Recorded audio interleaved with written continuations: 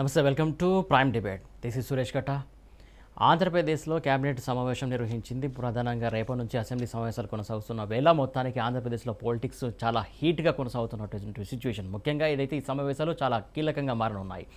ఆంధ్రప్రదేశ్ చరిత్రలో మొత్తానికి ఏదైతే ఇటు ప్రతిపక్ష నేత చంద్రబాబు నాయుడు జైల్లో ఉన్నటువంటి సమయంలో ఇటు సమావేశాలు కొనసాగుతున్నాయి. మొత్తానికి అటు ప్రతిపక్షానికి స్వపక్షానికి మొత్తానికి మధ్య ఎలాంటి చర్చ జరుగుతుంది ఏంటి అనేది చాలా ఉత్కంఠభరితం నెలకొన్నటువంటి సిచ్యువేషన్ మనం చూస్తున్నాం. అలాగే ఇంకొకటి కీలకంగా ఏదైతే దసరా నుంచి కూడా విశాఖ కేంద్రంగా పరిపాలన కొనసాగుతుందని చెప్పేసి కూడా స్వయంగా ముఖ్యమంత్రి గారు చెప్పినటువంటి సిచ్యువేషన్. మొత్తానికి ఓవరాల్గా దీనికి సంబంధించి మనతో పాటు డిబేట్లో పాల్పంచుకోవడానికి ప్రముఖ గెస్టులు ఉన్నారు. విశ్లేషిస్తాం. శోభన్ గారు, టీడీపీ రాష్ట్ర మైనార్టీ నాయకులు. శోభన్ గారు నమస్తే అండి. నమస్కారం అండి. అలాగే జమ్మి రఘురామ్ గారు, వైఎస్ఆర్సీపీ రాష్ట్ర నాయకులు. నమస్తే అండి రఘురామ్ గారు. నమస్కారం. అలాగే టీవీ రామారావు గారు, మాజీ ఎమ్మెల్యే. నమస్తే రామారావు గారు. నమస్తే అండి. హారిక గారు, బీజేపీ నాయకురాలు గారు. నమస్తే అండి హారిక గారు. బండారు రామ్మోహన్ గారు, పొలిటికల్. నమస్తే అండి రామ్మోహన్ గారు. నమస్తే అండి. నమస్తే అండి. ఓకే అండి, చూస్తారండి టెక్నికల్ టీం. ఫస్ట్ శుభాన్ గారి నుంచి వస్తున్నాం. శుభాన్ గారు చెప్పండి, మొత్తానికి ఏదైతే రేపటి నుంచి సమావేశాలు స్టార్ట్ అవుతున్నాయి, టీడీపీ నుంచి ఏం చేయబోతున్నారు సార్? ఇప్పుడు ఏదైతే బర్నింగ్ ఇష్యూ ఉందో ఈ రాష్ట్రంలో, చాలా దారుణమైన ఇష్యూ. మా నాయకుడిని అన్యాయంగా అరెస్ట్ చేయడం జరిగింది. ఏ ఆధారం లేకుండా ఆయన అరెస్ట్ చేయడం జరిగింది. ఈవేళ పరిపాలకులు ఎలా ఉన్నారంటే, నీతిమంతుల్ని జైల్లో పెట్టి అవినీతిపరులైన పరిపాలకులు ఇవాళ ఉన్న పరిస్థితి. రేపు ఏం మాట్లాడినా ఇప్పుడు అసెంబ్లీ అనేసరికి పూర్తిగా కబ్జా అండి. ఇప్పుడు వాళ్ళ విజువల్స్ చూపిస్తారు. మా వాళ్ళు ఏదన్నా మాట్లాడినా, ప్రజలకి చేరే విషయాలు ఏదన్నా మాట్లాడినా వాటిని లైవ్లో చూపించడం కానీ, లేదంటే ఆ కెమెరాలకు అటువైపు రావడం కానీ జరగదు. ఏం మాట్లాడినా ఇది ఈ సముద్ర ఘోషగానే ఉంటుంది తప్ప వాళ్ళకైతే ప్రజలకు చేరేలాగైతే వీళ్ళు ఏవి కూడా అసెంబ్లీలో మాకు అవకాశాలు ఇవ్వరని మేము భావిస్తా ఉన్నాం. అయితే ముఖ్యంగా మాకు చంద్రబాబు నాయుడు గారిని అరెస్ట్ చేసే విషయంలోనూ దీన్ని ఏ రకంగా అయితే ఆధారాలు లేకుండా, అవినీతి లేకుండా అన్యాయంగా అరెస్ట్ చేశారో ఆ విషయాన్ని ప్రధానంగా మా వాళ్ళు చర్చించబోతా ఉంటారండి. ఓకే అండి. రామారావు గారు, మీరు మాజీ ఎమ్మెల్యే, ఆల్రెడీ సమావేశాల్లో ఎన్నో సమావేశాలు చూసుంటారు. ఈ సమావేశాలు కీలకంగా ఉన్నాయా లేకుంటే ఎట్లా ఉన్నాయనుకుంటారు జరగబోయే సమావేశాలు? వాళ్ళకి కీలకం అండి ఇది. వైసీపీ ప్రభుత్వానికి కీలకం ఇది. అంతే తప్ప ఆయన్ని కావాలని జైల్లో పెట్టి అర్ధాంతరంగా వీళ్ళెవరూ రాకుండా చేసి, వీళ్ళందరినీ హౌస్ అరెస్టులు చేసి కేవలం వాళ్ళ సోదు చెప్పుకోవడమే. ఎందుకంటే వ్యతిరేకించే వాళ్ళు ఉండరు కాబట్టి, వాళ్ళు ఏం చెప్పాలనుకున్నారో, ఏం తిట్టాలనుకున్నారో, వాళ్ళ మనసులో మాట ఏమైతే ఉందో అన్నీ వాళ్ళే చెప్పుకుంటారండి. చెవుల్లో దూది పెట్టుకున్నట్టు ఎలా ఉంటుందో వాళ్ళ మాట వాళ్ళకే వినపడుతుంది తప్ప ప్రజలకు వినపడాల్సింది ఏం లేదు. కారణం ఏంటంటే, ఒక నాయకుడిని, ప్రతిపక్ష నాయకుడిని, ప్రతిపక్షం లేనటువంటి నాయకుడు లేనటువంటి అసెంబ్లీ ఏంటండి? అంటే మేము అక్కడ చేసాం కాబట్టి చెప్తున్నాం. మరి ప్రతిపక్ష నాయకుడు ఉండాలి, నువ్వు చెప్పాలి, వాళ్ళు చెప్పిన దాన్ని స్పందించేటటువంటి విధానం వాళ్ళకు ఉంటుంది. దాన్ని కరెక్ట్ చేసుకునేటటువంటి వైనం మరి అధికార పార్టీకి ఉండాలి. కానీ ఆ ప్రభుత్వం చేయాల్సింది చేయకుండా ఆయన తీసుకెళ్ళి మనల్ని అడ్డుకుంటాడు. ఆయన తెలుగుగలడు, ఆయన తెలివితేటల ముందు మనం పనికిరాం, మనం దొంగలుగా ఉపయోగపడతాం తప్ప సంస్కరణతో మన రాష్ట్రాన్ని పరిపాలించలేం, ఆయన అనుభవం ముందు మనం పనికిరాం అనేది వాళ్ళకి తెలుసు. దాని మీద ఏంటంటే ఆటోమేటిక్గా ఆయన ఉండడు కాబట్టి మనం చెప్పిందే వేదం. వాళ్ళు చెప్పడానికి ఇందాక ఆయన చెప్పినట్టు వీళ్ళు చెప్పింది ఏది కూడా ప్రజల్లోకి వెళ్ళనివ్వరు. కానీ ప్రజలు గమనిస్తున్నారు. ఈ మీడియాకి దీనికంటే ఈ సోషల్ మీడియా మాకున్నటువంటి మహా వరం ఏంటంటే, ఈ సోషల్ మీడియా ద్వారా చాలా విషయాలు బయటకు వస్తున్నాయి. వీళ్ళు ఏం చేసినా, ఏం చెందినా ఇవన్నీ కూడా ప్రజలు గమనిస్తున్నారు. దయచేసి వాళ్ళు గమనిస్తే మంచిది. ఎందుకంటే ప్రజలు గమనిస్తున్నారు, రేపు పొద్దున మనకి ఇబ్బంది అవుద్దేమో అనే ఉద్దేశం అనేది వాళ్ళకు ఉంటే, అధికార పార్టీకి ఉంటే, ప్రస్తుత ప్రభుత్వానికి ఉంటే ఇలాంటి పనులు చేయరు. మా ఇంటికి మీ ఇల్లు ఎంత దూరం, మీ ఇంటికి మా ఇల్లు అంతే దూరం ఉంటుందండి. వీళ్ళు చేసినవి అన్నీ వీళ్ళు ఏమన్నా పోనీ నీతిమంతులు అయితే అనుకోవచ్చు, 100% కుంభకోణాలతోటే ఉన్నారు. ఆ కుంభకోణాలన్నీ రేపు గ్యారంటీ ప్రభుత్వం మారుతుంది. మారిన తర్వాత ఇదే పరిస్థితులన్నీ అవతలోడికి కూడా ఆసన్నమవుతాయి. ఇది అంతా మనం చూస్తున్నాం, పక్క రాష్ట్రాల్లో చూసాం. అలాగే ఎక్కడెక్కడ మరి ఇప్పుడు తమిళనాడులో చూడండి, అదంతా వయసు మళ్ళినా సరే వాళ్ళు కొట్టుకుంటూనే ఉన్నారు. ఓకే, రామారావు గారు మీ దగ్గరికి వస్తాం. రఘురామ్ గారు, మొత్తానికైతే వైఎస్ఆర్సీపీ ఎట్టకేలకు అసెంబ్లీ సమావేశాలు, నమస్తే అండి, అసెంబ్లీ సమావేశాలు చేపట్టబోతుంది. మొత్తానికి దీనికి సంబంధించి కొన్ని అంశాలు కూడా ఈరోజు క్యాబినెట్లో చర్చించారు. కాకపోతే సమావేశాలు ఎలా కొనసాగుతాయి అనుకుంటున్నారు? అందరికీ నమస్కారం అండి. పెద్దలు సుభాన్ గారు, టీవీ రామారావు గారు మాట్లాడారు. సార్, రేపు జరిగేటటువంటి అసెంబ్లీ అనేది ప్రజలకి ఉపయోగపడేటువంటి కార్యక్రమాల కోసం తీసుకున్నటువంటి అసెంబ్లీగా మేము భావిస్తా ఉన్నాం. చంద్రబాబు నాయుడు గారు అరెస్టు, చంద్రబాబు నాయుడు గారికి సంబంధించినటువంటి విషయాల్లో తెలుగుదేశం పార్టీ ఏదైనా మాట్లాడితే, లేకపోతే జనసేన పార్టీ నుంచి మరి ఎవరు ప్రాతినిధ్యం కూడా లేదు. ఎవరైనా మాట్లాడితే దానికి సంబంధించేటటువంటి సమాధానం చెప్పే విధంగా అసెంబ్లీ ఉంటుంది తప్పించి పని కట్టుకొని చంద్రబాబు నాయుడు గారిని విచారణ చేయడం కానీ, ఆయన తప్పులు నిర్ధారణ చేయడం అనేది అసెంబ్లీకి ప్రధానమైనటువంటి కార్యక్రమం కాదు. అయితే ఇక్కడ మాట్లాడుతున్నటువంటి తెలుగుదేశం ప్రతినిధులు కానీ, జనసేన ప్రతినిధులు కానీ పబ్లిక్ ని డైవర్ట్ చేయడం కోసం, వాళ్ళ నాయకుడి మీద సింపతి తప్పించుకోవడం కోసం మాట్లాడుతున్నటువంటి మాటలుగానే మాట్లాడుతున్నారు. అంటే ముందుగా మెంటల్ గానే ప్రిపేర్ చేస్తున్నారు. రేపు అసెంబ్లీలో ఏది మాట్లాడినా అది చంద్రబాబు నాయుడు గారికి వ్యతిరేకంగా మాట్లాడినట్టుగా, తెలుగుదేశానికి వ్యతిరేకంగా మాట్లాడినట్టుగా ప్రజలు అనుకోవాలి, భావించాలనేటువంటి ఆలోచనతో వాళ్ళు చేస్తున్నటువంటి పని. అయితే ఇందాక మన పెద్దలు మాట్లాడిన మాటల్లో ప్రజాస్వామ్యంలో మనం ఖచ్చితంగా న్యాయ వ్యవస్థకి ప్రాధాన్యత ఇవ్వాలి. చట్టం పరిధిలో ఉన్నటువంటి విషయాల్లో చాలా అన్యాయంగా మాట్లాడుతున్న మాటలు ఏంటంటే, చంద్రబాబు నాయుడు గారిని అకారణంగా ఏ విధమైనటువంటి సాక్ష్యాలు లేకుండా అరెస్ట్ చేసేసారని మాట్లాడే మాటల్లో నిజంగా అది అందులో ఎంతవరకు సత్యం ఉందో ఒకసారి ఆలోచన చేయాలి. ఎందుకంటే వ్యవస్థల మీద ఎవరికైనా నమ్మకం ఉండాలి, విశ్వాసం.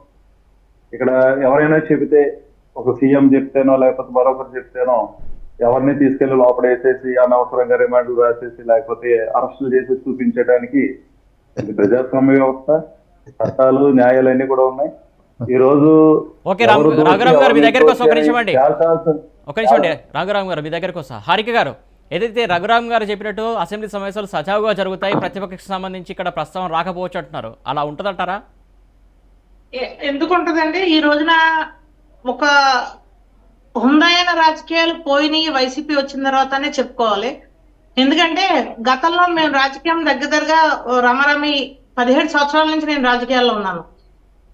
అంతకు ముందు కూడా, నేను రాజకీయాల్లోకి రాకముందు కూడా అసెంబ్లీ సమావేశాలు అంటే ఫ్యామిలీతో కూర్చొని, పిల్లలతో కూర్చొని ఏ నియోజకవర్గం సమస్య ఏంటి అని తెలియజేసే ఎమ్మెల్యేల కోసం అలా తెలియజేసేటట్టుగా ఉండేవి ఆ సమావేశాలు. అంత హుందాగా చూసేవాడు. కానీ ఈ రోజున పిల్లలతో కూర్చొని, ఫ్యామిలీతో కూర్చొని చూసేటట్టుగా సమావేశాలు అయితే జరగట్లేదండి. ఎంతసేపు ఒకళ్ళొకళ్ళు తిట్టుకోవడం, జగన్ గారిని పొగడడం, ఆ పొగడడానికే అసెంబ్లీ సమావేశాలు జరుగుతున్నాయా? అసెంబ్లీ సమావేశాలకి ఇన్ని లక్షల రూపాయలు ఖర్చు పెట్టి, ఇంత డబ్బులు పెట్టి సమావేశాలు జరుగుతున్నాయంటే అది ప్రజా సమస్యల మీద, నియోజకవర్గ సమావేశాల మీద మాట్లాడాల్సిన అసెంబ్లీలో ఈ రోజున ఎంతసేపు జగన్ గారిని పొగడడం, అలాగే ఎంతసేపు ప్రతిపక్షాన్ని తిట్టడం, దీని మీదే జరుగుతున్నాయి తప్ప హుందాయన సమావేశాలు పోయి చాలా రోజులైంది నాకు తెలిసి. ఎందుకంటే బూతులు తిట్టుకోవడం, అసభ్యకరమైన పదజాలం. అసలు ఆ అసెంబ్లీ జరుగుతుంది అంటే ఆ మాటలు వినగలుగుతున్నామండి? ఎవరైనా ఒకళ్ళు ప్రజలు తిట్టుకొని ప్రజానికం లేదు, ఈ రోజు తిట్టుకుంటూనే ఉన్నారు. అలాంటి సమావేశాలు జరుగుతున్నాయి తప్ప హుందాయన సమావేశాలు జరగట్లేదు. రేపు కూడా నేను ఆశించినట్టు, ఊహించినట్టు జరిగేది ఏంటంటే, నేను ఊహించేది చంద్రబాబు నాయుడు గారిని లోపలేసేసాం అంటే ఎంత నీచమైన రాజకీయం అంటే, మొన్న చూసుకుంటే రోజా గారు బాణసంచ కాల్చారు. అంటే ఒక మనిషిని ఇబ్బంది పెట్టి రాక్షస పాలన చేస్తున్నారా, రాక్షస రాజకీయం చేస్తున్నారా ఈ రోజున అని నేను అడుగుతా ఉన్నాను. రేపు అసెంబ్లీలో కూడా జరిగేది అదే. ప్రతిపక్ష నాయకుడు కూడా ఉండడు కాబట్టి మిగతా ఎమ్మెల్యేలని దుయ్యి పట్టడం, ఎంతసేపు ఈ సమస్య మీద మాట్లాడడం తప్ప ఆ సమస్య మించి ప్రజా సమస్యలు చాలా ఉన్నాయి, ఆ సమస్య మీద మాట్లాడితే బాగుంటది, కానీ మాట్లాడట్లేదు.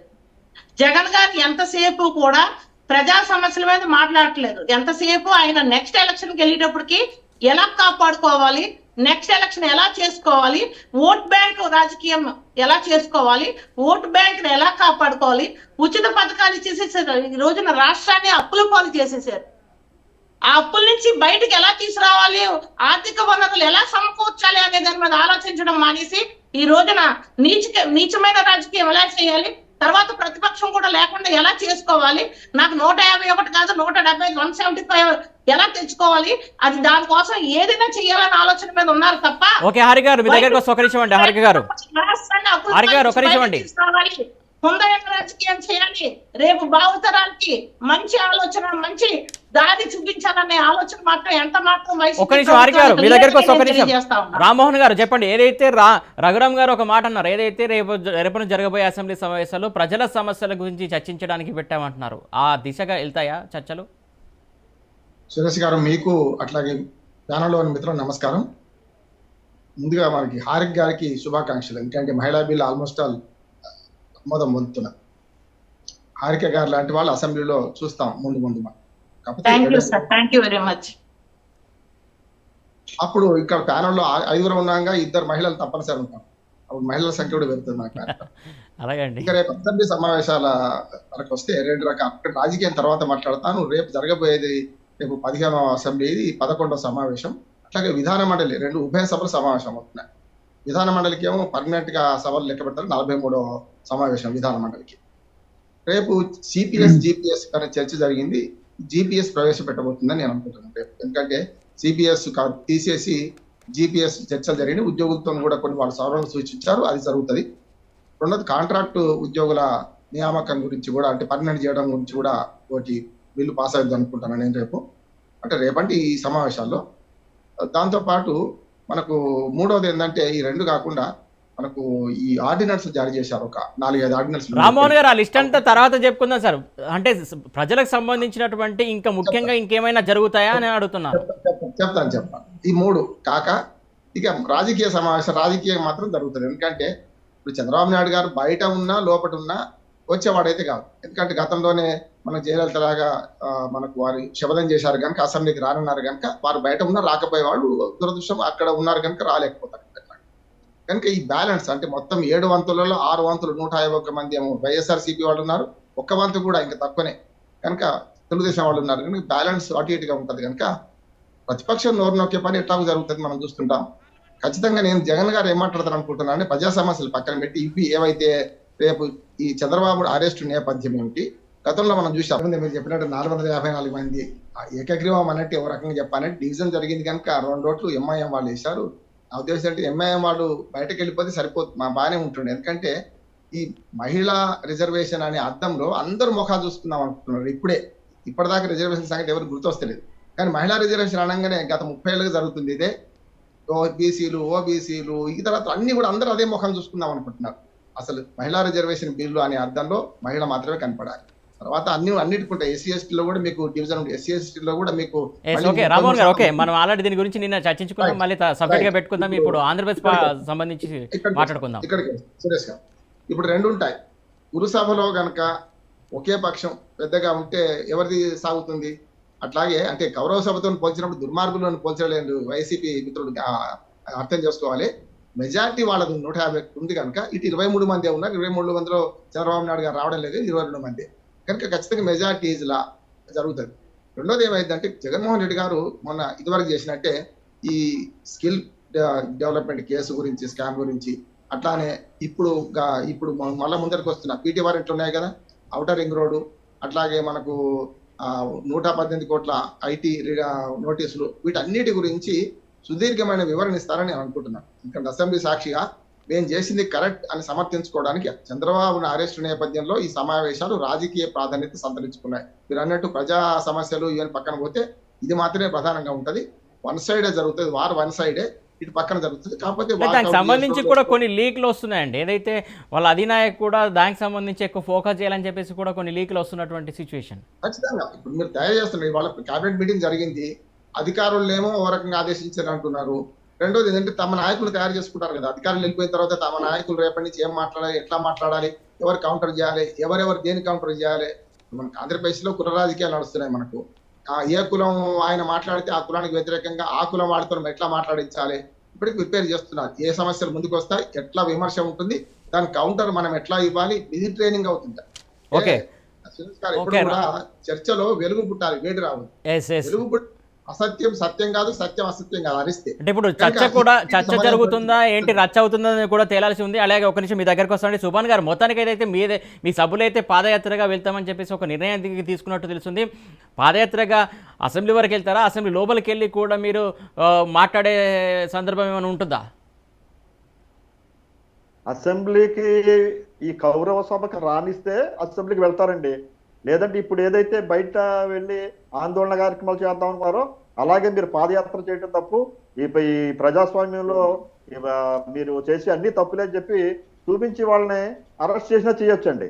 ఎంచేతంటే ఇప్పుడు ఏదైనా కానీ ఒక చట్టబద్ధంగా కానీ రాజ్యాంగబద్ధంగా కానీ ఏది జరగట్లేదండి. ఖచ్చితంగా వీళ్ళు అసెంబ్లీలోకి మమ్మల్ని ప్రవేశపెడతారనే కూడా నాకైతే నా వ్యక్తిగతంగా నాకు ఒక డౌట్ ఉందండి. వీళ్ళు అరెస్ట్ చేసి వెనక్కి పంపించేయటం ఏదో చేస్తారండి వాళ్ళు ఖచ్చితంగా. ఇచ్చేదంటే లోపలికి వెళ్ళిన తర్వాత ఈ విషయాల్ని చంద్రబాబు నాయుడు గారిని అన్యాయంగా అరెస్ట్ చేయడం అనే విషయాన్ని ఖచ్చితంగా ప్రస్తావిస్తారు. దానికి వాళ్ళ దగ్గర సమాధానం లేదు. ఇచ్చేదంటే ఏ 37గా ఉన్న ఈయన ఏ 36 వరకు ఉన్న వాళ్ళని ఎవరిని కూడా అరెస్ట్ చేయకుండా ఏ 37గా కొత్తగా చేర్చి ఈయన అరెస్ట్ చేసి అసలు ఏ రకమైన ఆధారాలు కూడా ఇంతవరకు వాళ్ళు సమకూర్చుకోలేకపోయారండి. ఈ పరిస్థితులన్నీ లోపల వస్తాయని చెప్పేసి నేను అనుకోవడం అయితే లోపలికి కూడా రానివ్వకుండానే వీళ్ళు పాదయాత్ర చేస్తున్నారనో లేదా ఇంకోటో చెప్పి వీళ్ళని అరెస్టులు చేస్తారని చెప్పేసి నేను అనుకుంటున్నానండి. వీళ్ళు ఏదైనా రఘురామ్ గారు, ఏదైతే చాలా మందికి ఇలాంటి అనుమానాలు వస్తున్నాయి, ఈ అనుమానాలకు ఏమైనా నివృత్తి జరిగే అవకాశం ఉందా? నివృత్తి జరగటానికి ఒక నిమిషం ఉండండి, ఒక నిమిషం సుభాన్ గారు ఉండండి, ఒక నిమిషం నేను వస్తాను. రఘురామ్ గారిని అడుగుతున్నాను. రఘురామ్ గారు చెప్పండి, చాలా మందికి సందేహాలు ఉన్నాయి. తెలుగుదేశం పార్టీకి ఇది చాలా చక్కటి అవకాశం సార్. ఎందుకంటే ఎంతసేపు వైసీపీ తప్పు అనవసరంగా ఇరికించింది, కేసులో బనాయించింది, తప్పుడుగా అరెస్ట్ చేశారు, ఆధారాలు లేవు అని చెప్తున్న వాళ్ళు నిజంగా ఈ కేసుకు సంబంధించినటువంటి వాస్తవాలు నిజంగా చంద్రబాబు నాయుడు గారికి దీంట్లో సంబంధం ఉందా లేదా చంద్రబాబు నాయుడు గారు ఏ రకంగా ఈ కేసులో సంబంధం లేనటువంటి వ్యక్తి, వాస్తవాలు ఖచ్చితంగా సభ ద్వారా ప్రజలకు తెలియజేయాల్సినటువంటి అవసరం తెలుగుదేశం పార్టీకి ఉంది. ఎంతసేపు అనవసరంగా అరెస్ట్ చేశారని చెప్తున్నారు తప్పించి నిజంగా చంద్రబాబు నాయుడు గారికి ఈ అవినీతికి ఏ విధమైనటువంటి అంటే రఘురామ్ గారు ఒక మాట అంటే స్టేట్ క్వశ్చన్ అంటే ఒక నిమిషం, మీరు పెట్టిన ఎజెండా వేరు, రేపు మాట్లాడమని చెప్తుంది, వీళ్ళకి సలహాలు ఇస్తారు, రేపు మాట్లాడే ఛాన్స్ ఇస్తారు అసలు మీరు అక్కడ? సార్ నేను ఎలా అంటలేదు సార్. ఇప్పుడు నేను ఇందాక మాట్లాడేటప్పుడు కూడా నేను చెప్పాను, ఏం చెప్పాను, తెలుగుదేశం చంద్రబాబు నాయుడు గారి గురించి ప్రస్తావన వస్తే ఖచ్చితంగా వాస్తవాలు సభ దృష్టి పెట్టడానికి మేము సిద్ధంగా ఉన్నాం. ప్రజా సమస్యల గురించి మాట్లాడాలి అని చెప్పి ఇందాక హారిక గారు మాట్లాడడం కానీ వాళ్ళు చెప్పారు. నిజంగా రేపు ప్రజా సమస్యల గురించి తెలుగుదేశం పార్టీ మాట్లాడుతుందా, లేదా ఉద్యోగులకు సంబంధించినటువంటి విషయాలు ప్రొద్దుట మేము సభలో పెడుతున్నాం దాని గురించి మాట్లాడే ప్రయత్నం చేస్తారా, లేదా కాంట్రాక్ట్ ఉద్యోగులు రెగ్యులేట్ చేసేటటువంటి కార్యక్రమం పెట్టాం దాని గురించి మాట్లాడే ప్రయత్నం చేస్తారా? ఇవేమీ కాకుండా కేవలం ఎంతసేపు చంద్రబాబు నాయుడు గారి గురించి మాట్లాడే ప్రయత్నమే, మమ్మల్ని మాట్లాడినెవరో, ఇది కౌరవ సభ, ఇవన్నీ మాట్లాడుతూ ఉన్నారు. ఇవన్నీ కూడా అసందర్భమైనటువంటి వ్యాఖ్యలు. ఏదైతే చంద్రబాబు నాయుడు గారు నిజంగా నిర్దోషి అని అనుకుంటే రిమాండ్ రిపోర్ట్ లో చాలా క్లియర్ గా ఉన్నాయి ఎంత అవినీతి జరిగింది, ఏ రకంగా జరిగింది, ఎవరెవరు ఇందులో బాధ్యులు అని. అలాగే ఇందాక తెలుగుదేశం ప్రతినిధి గారు మాట్లాడుతున్నప్పుడు మాట్లాడిన మాటల్లో కూడా ఎవరిని అరెస్ట్ చేయలేదన్నది అవాస్తవం. ఈ కేసులో చాలా మందిని అరెస్ట్ చేయడం జరిగింది, చాలా మంది బెయిల్ తీసుకోవడం జరిగింది, చంద్రబాబు నాయుడు గారిని కూడా అలాగే అరెస్ట్ చేయడం జరిగింది. అంతేగాని న్యాయ వ్యవస్థ మీద మనకి గౌరవం ఉంచి న్యాయస్థానాల్లో దాని గురించి పోరాటం చేయాలి, నిర్దోషిగా బయటకు వచ్చే ప్రయత్నం చేయాలి తప్పించి ఈ రకంగా కేవలం అధికార పార్టీ మీద బొబ్బ జల్లేటటువంటి కార్యక్రమం చేయడమే కానీ వాస్తవాలు ఎక్కడ కూడా ప్రజలకు చెప్పేటటువంటి ప్రయత్నం తెలుగుదేశం పార్టీ చేయట్లేదు, వాళ్ళకి సంబంధించినటువంటి మిత్రపక్షాలు కూడా చేయట్లేదు. కాబట్టి ఈ విషయాన్ని గమనించాలి. ఇప్పుడు ఎంతసేపు కూడా వాళ్ళు డెవలప్మెంట్ ఎండి గారు ఉన్నారు, ప్రేమచంద్రారెడ్డి గారు, అలాగే మన అజయ్ కలాం గారు ఉన్నారు. వాళ్ళిద్దరిని ఎందుకు ప్రస్తావించలేదండి? చట్టం ముందు అందరూ సమానలే. మీరే చెప్తున్నారు 37వ ప్లేస్ లో ఉన్నటువంటి ఆయన మొదటిగా తీసుకొచ్చారని చెప్తున్నారు. అలాగే 37 మంది కాకుండా ఇంకెవరైనా ఉంటుంటే స్కిల్ డెవలప్మెంట్ కేసులో ఖచ్చితంగా అందరూ కూడా బయటకు రావాల్సిందే. ఆయన మనం 31 ఎంతవరకు ఏమండి? నిర్దోషమో మనం రఘురామ్ గారు నిర్ధారణ చేసుకొని 31 మనం నుండి వాదించుకోవాలి తప్పించి రఘురామ్ గారు ఇప్పుడు సుభాష్ గారు 2021 చెప్పండి మేడం. చంద్రబాబు నాయుడు గారి పేరు ఉందా? ఎలా అయినా మేడం గారు మేడం గారు ఒక నిమిషం శుభన్ గారు, ఒక నిమిషం. హారిక గారు చెప్పండి. ఒక నిమిషం శుభన్ గారు, ఒక నిమిషం. ఎఫ్ఐఆర్ లో ఉన్నటువంటి పేర్లన్నీ కూడా అవే వాస్తవాన్ని అనట్లేదు మేడం గారు. ఫస్ట్ ఇన్ఫర్మేషన్ రిపోర్ట్ ఎఫ్ఐఆర్ అన్నది ఛార్జ్ షీట్ ఫ్రేమ్ చేసేటప్పుడు ఎవరికైనా ఛార్జ్ ఫ్రేమ్ చేయొచ్చు. ఆ ఎంక్వైరీ జరిగినప్పుడు ఎవరైతే ఇన్వెస్టిగేటింగ్ ఆఫీసర్ ఉన్నాడో ఆ ఇన్వెస్టిగేషన్ లో ఎవరెవరు అందులో పాత్రదారులు ఉన్నారో, ఎవరి మీద అభియోగాలు ఉన్నాయో వాళ్ళందరినీ కూడా తర్వాత ఛార్జ్ షీట్ లో ఫ్రేమ్ చేసేటువంటి అవకాశం ఉంది. ఎంతసేపు మీరు చెప్పేది ఎఫ్ఐఆర్ లో డబ్బు రిలీజ్ చేస్తారు కానీ సార్, ఈ డబ్బు ఛార్జ్ రిలీజ్ ఫ్రేమ్ చేసిన చేసేటప్పుడు ఓకే, ఒక నిమిషం అండి. రామారావు గారు, చెప్పండి సార్. రామారావు గారు, ఏదైతే రఘురామ్ గారు చెప్తుంది ఏంటంటే, అంటే చర్చకు సంబంధించి విషయం కావచ్చు, టీడీపీ వాళ్ళు కావచ్చు, అక్కడ మాట్లాడుకోవాలి, చెప్పాలి అంటున్నారు. అంటే రేపు ప్రొద్దున సార్ అంటే అసెంబ్లీకి వెళ్ళినా అక్కడ వీళ్ళు వెళ్ళినటువంటి సిచ్యువేషన్ లో లోపలికి వెళ్ళే పరిస్థితి ఏమైనా ఉంటుందా, కనబడుతుందా? వీళ్ళ గొంతు వినిపించే అవకాశం ఉంటుందా? తెలుగుదేశం వాళ్ళు అల్లర్లు చేద్దామని, ఆందోళన చేద్దామని ఆలోచనలో ఉన్నారు తప్పించి, దాని ద్వారా రాజకీయ లబ్ధి పొందాలనే ఆలోచనలో ఉన్నారు తప్పించి, అసెంబ్లీలోకి వెళ్ళి చంద్రబాబు నాయుడు గారు ఏ రకంగా తప్పు చేయలేదని కానీ, ఏ రకంగా చంద్రబాబు నాయుడు గారికి దీనికి సంబంధం లేదని కానీ, లేదా మా హయాములు ఇది జరగలేదని కానీ చెప్పేటటువంటి ప్రయత్నాలు చేయటం లేదు. ఎంతసేపు ప్రభుత్వం మీద బురద జల్లే కార్యక్రమం, చంద్రబాబు నాయుడు గారికి సింపతి గెయిన్ చేస్తున్నటువంటి విధంగానే వాళ్ళ యొక్క ప్రవర్తన ఉండబోతుంది అన్నది. ఓకే, రఘురామ్ గారు ఒక్క నిమిషం అండి. రఘురామ్ గారు ఒక్క నిమిషం ఉండండి. రామారావు గారు సార్, అంటే మొత్తానికి ఆంధ్రప్రదేశ్లో అల్లర్లే జరుగుతున్నాయా? అల్లర్లు చేయించేదే వాళ్ళండి. వాళ్ళకి కావాల్సింది అల్లరి తప్ప పరిష్కారం కాదు. వీళ్ళు ఎక్కడ నోరిప్పడానికి లేదు, ఏ లొక్కలో నోరిప్పడానికి లేదు. దయచేసి వినండి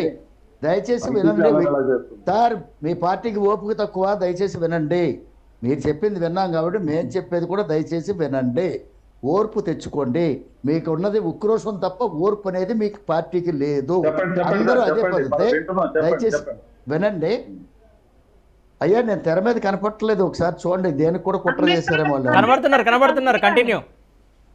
ఓకే, ఈ రేపు జరిగే దాంట్లో వీళ్ళెవరిని కూడా అక్కడికి రానివ్వరు. నిరసన తెలియజేస్తున్నారు అంటే కేవలం వీళ్ళ హౌస్ అరెస్ట్ చేసేసి కూడా సభా హక్కుల ఉల్లంఘన కూడా చేయడానికి వీళ్ళు ఎట్టి పరిస్థితుల్లోనూ కూడా వెనకాడేటటువంటి మనుషులు కాదు. రెండో విషయానికి వస్తే, ఉన్నటువంటిది నిజంగా ఆధారాలు ఉంటే ఎప్పుడో జరిగినటువంటి కేసుకి ఇప్పుడు దాకా ఎందుకు ఉంచారండి?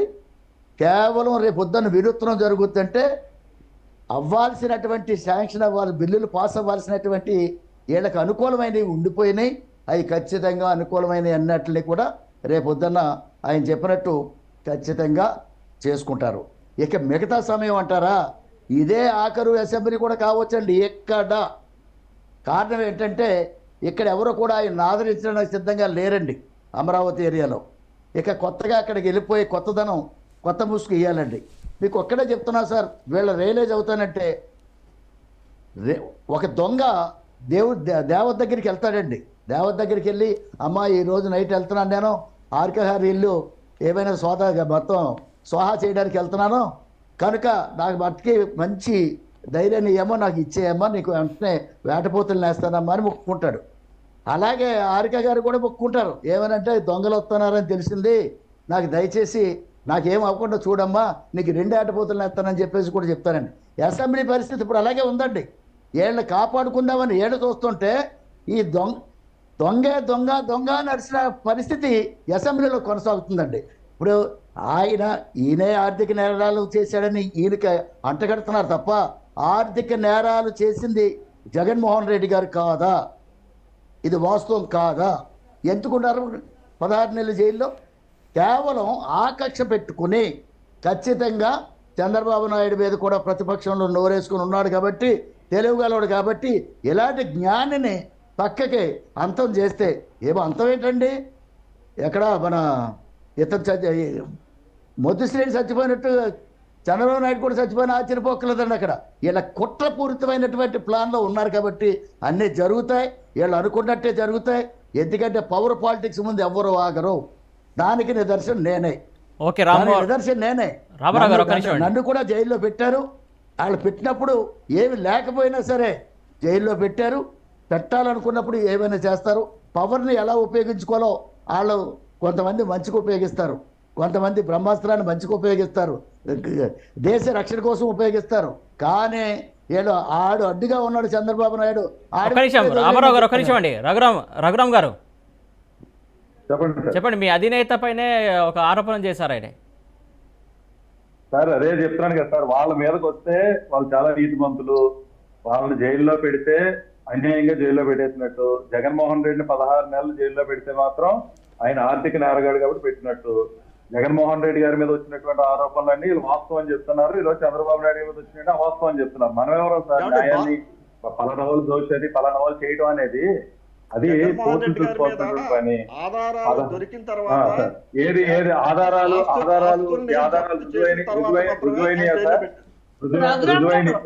తర్వాత రుజువైన సహనం ఎవరికి లేదు, ఓపిక ఎవరికి లేదు, వినే ఓపిక ఎవరికి లేదు. మీరు చెప్పారు, మేము విన్నాం. మేము చెప్పింది మీరు వినే ఓపిక మీకు లేదు. మేము చెప్పేది వినే ఓపిక మీకు లేదు. ఇందాక మీరు మాట్లాడుతున్నారు సార్, వాస్తవాలు కాదు ఎవరు మాట్లాడారు. వినే ఓపిక ఉండాలి, వినే ఓపిక ఉండాలి, వినే ఓపిక ఉండాలి, వినే ఓపిక ఉండాలి సార్. వినే ఓపిక ఉండాలి. రామారావు గారు గతంలో మీ అధినేత చంద్రబాబు నాయుడు గారి మీద చేసిన విమర్శలు ప్రజలందరూ విన్నారు. లోకేష్ గారి మీద చేసినటువంటి విమర్శలు ప్రజలందరూ విన్నారు. ఏ స్థాయిలో విమర్శలు చేశారో, ఏ స్థాయిలో అవినీతి చేశారో అంత చూస్తానని చెప్పి మీ అధినాయకుడు మాట్లాడిన మాటలు కూడా ప్రజలందరూ విన్నారు. ఈ రోజు రాజకీయాల్లో ఒకరి మీద ఒకరు విమర్శలు చేసుకోవటం ఇవన్నీ సర్వసాధారణమైన విషయాలు. ఇంకొకటి కూడా ప్రయత్నం చేస్తారు. ఇంకొకటి కూడా విన్నారు చంద్రబాబు నాయుడు చెప్పింది. ఈ కౌరవుల సభలో నేను ఉండను, నేను సీఎం అయిన తర్వాతే మళ్ళీ ఇక్కడికి అడుగు పెడతానని చెప్పాడు. జరుగుతుంది సార్.